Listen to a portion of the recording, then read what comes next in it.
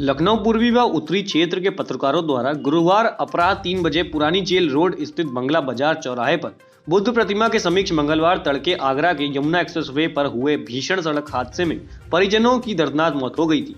हादसे में शिकार हुए दिवंगत पत्रकार मुरली मनोहर सरोज की याद में शोक सभा का आयोजन किया गया। गुरुवार अपराह सभी पत्रकारों ने द्वीप प्रज्वलित कर दिवंगत पत्रकार के चित्र पर पुष्प अर्पित कर श्रद्धांजलि देते हुए 2 मिनट का मौन रख ईश्वर से दिवंगत आत्माओं की शांति के लिए प्रार्थना भी की। इस मौके पर वरिष्ठ पत्रकार मोहम्मद नसीर, राकेश यादव समेत सरोज सिंह, स्वामीनाथ मिश्र, जितेंद्र बहादुर सिंह, विक्रम यादव, अंशुमान दुबे, देश सिंह, निशिकांत त्रिवेदी, पीके शुक्ला, अशोक यादव, सुरेंद्र प्रजापति, दयाशंकर शास्त्री, ज्ञान अग्निहोत्री, अमित श्रीवास्तव, अलका श्रीवास्तव, नसीर भाई, गीतांजलि सिंह, राहुल सैनी, सोनूपाल, विजय राजपूत, सुनील सिंह, रॉकी, अभिषेक कुमार समेत सैकड़ों की संख्या में पत्रकारों ने मुरली मनोहर सरोज की कार्य कुशलता, व्यवहार व आचरण का स्मरण करते हुए कहा कि हम सब के बीच एक अच्छा इंसान व पत्रकार चला गया, जिसकी भरपाई कर पाना स्वाभाविक नहीं। मुरली मनोहर सरोज सशरीर हम सबके बीच नहीं रहे, लेकिन उनकी स्मृतियां सदैव हम सब के साथ होंगी। इस मौके पर स्वामीनाथ मिश्र ने एकत्र पत्रकारों से अपील करते हुए कहा कि मुरली मनोहर हम सब के बीच से चले गए, लेकिन अपने 2 बच्चों के लालन पालन व शिक्षा की बड़ी जिम्मेदारी हम सब के कंधे पर छोड़ गए हैं।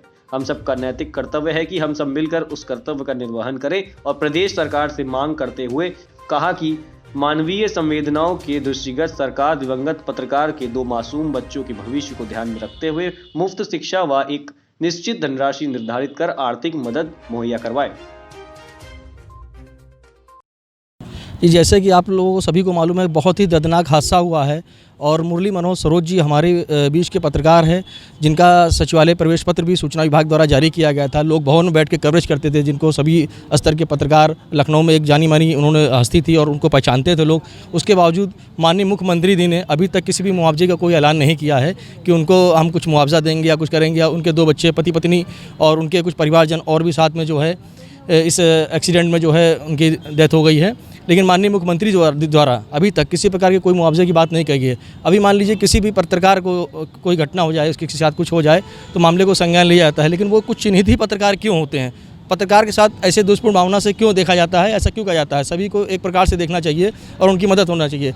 हम चाहते हैं, उत्तर प्रदेश सरकार माननीय मुख्यमंत्री से निवेदन है कि एक्सीडेंट में जितने भी लोग मारे गए हैं उनके बच्चों को और उनके लिए कुछ मुआवजे की धनराशि एकत्रित करके उनके ध्यान रख दिया जाए।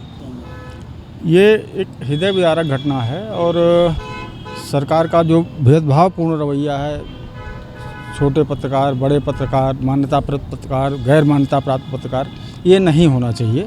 और इसके लिए सीधा सा तरीका ये है कि अगर वो किसी भी संस्था से जुड़ा है, किसी भी बैनर से जुड़ा है, तो जो लोग जिनको गिनती जिनकी बड़ी में की जाती है उनके बराबर ही, क्योंकि देखिए ऐसा है कि हम लोग हाथ पैर हैं, ठीक है।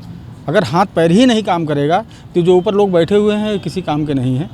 तो लिहाजा इसलिए मानवीय संवेदनाओं के आधार पर और उनके परिवार को देखते हुए, पूरा परिवार आजकल के गराज में समा गया है, सिर्फ 2 छोटे छोटे बच्चे हैं। तो माननीय मुख्यमंत्री जी से सिर्फ मेरी एक ही मांग है कि उनके बच्चों के लिए मुफ्त शिक्षा और बेटे के लिए कुछ एक समुचित धनराशि जो उनके किसी भी रूप में उनको बच्चों को दे दी जाए, जिससे उनका आगे का पालन पोषण हो सके और बच्चों को कोई मुकाम मिल सके। मेरा सर एक चीज़ सामने आती है कि जो मान्यता प्राप्त पत्रकार उनके लिए तमाम तरह की फैसिलिटी हैं, जो गैर मान्यता पत्रकार हैं उनके लिए कोई सुविधा नहीं है सरकार की तरफ से। उसके लिए क्या विशेष कुछ कहना चाहेंगे? ये उसके लिए हम सरकार को दोषी नहीं मानेंगे, उसके लिए हमारे भाई बंधु ही दोषी हैं।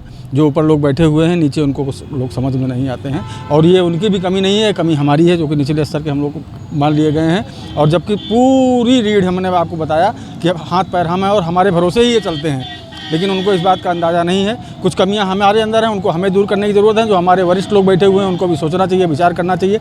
बाकी सरकार की बात तो सरकार ही जाने।